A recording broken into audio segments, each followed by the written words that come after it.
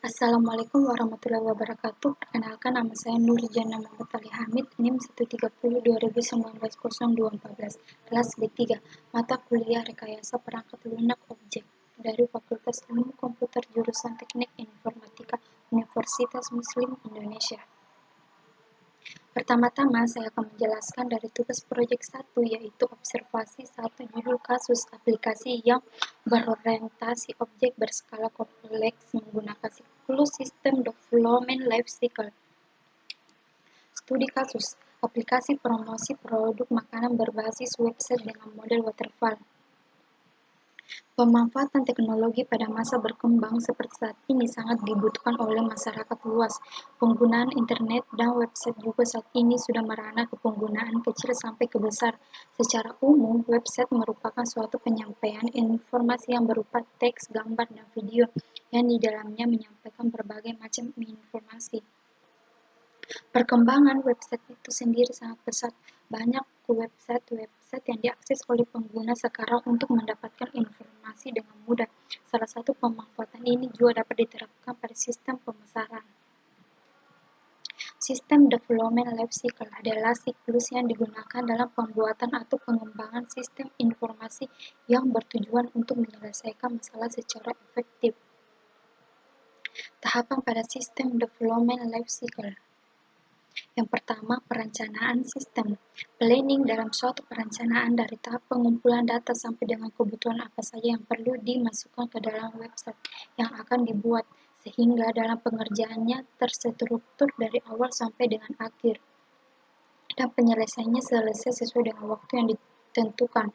Kedua, analisis sistem. Tahap analisis dimaksudkan agar dalam perancangan aplikasi ini dapat melihat kekurangan dan kelebihan mengenai aplikasi yang akan dikerjakan. Kekurangan itulah yang nantinya akan diperbaiki agar aplikasi yang dibuat agar memberikan efek positif bagi penggunanya. Yang ketiga, perancangan sistem. Desain akan merancang dari sisi penggunaan fungsi yang ada di website agar lebih dimengerti oleh pengguna, baik dari menu hingga konten website. Selain itu, juga melakukan desain aplikasi ke dalam bentuk UML. Keempat, implementasi sistem dan pemeliharaan sistem. Setelah tahapan-tahapan sebelumnya telah selesai dilakukan, akan mengimplementasikan hasil dari perancangan website ini apakah bisa diterima oleh pengguna baik dari segi tampilan dan juga dari segi penggunaan fungsi-fungsi yang ada pada aplikasi. Model-model pada sistem development life cycle. Model sekuensial linear atau sering disebut model pengembangan air terjun merupakan paradigma model pengembangan perangkat lunak paling tua dan paling banyak dipakai.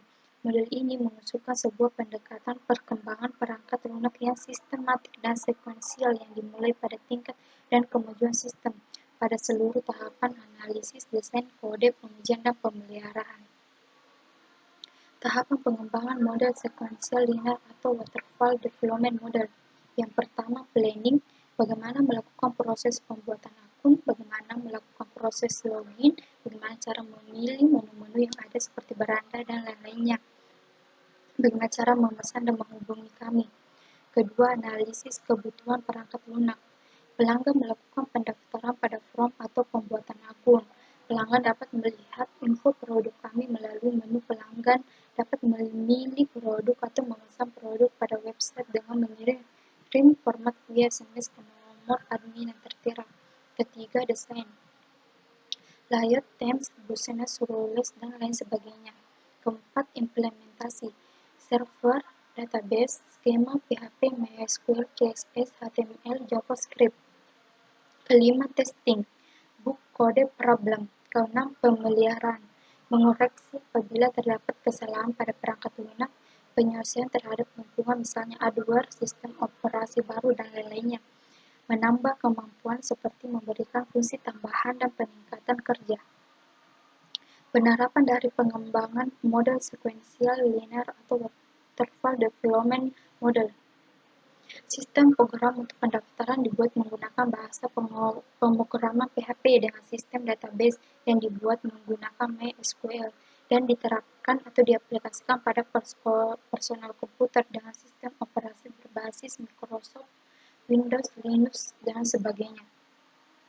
Setelah program selesai dibuat dan kemudian dipergunakan oleh user, programmer akan memelihara serta menambah atau menyesuaikan program dengan kebutuhan serta kondisi user. Kelebihan dan kekurangan model sequential linear atau waterfall development model. Kelebihannya, pertama, mudah dalam pengelolaan karena hampir telah diidentifikasikan dan didokumentasikan.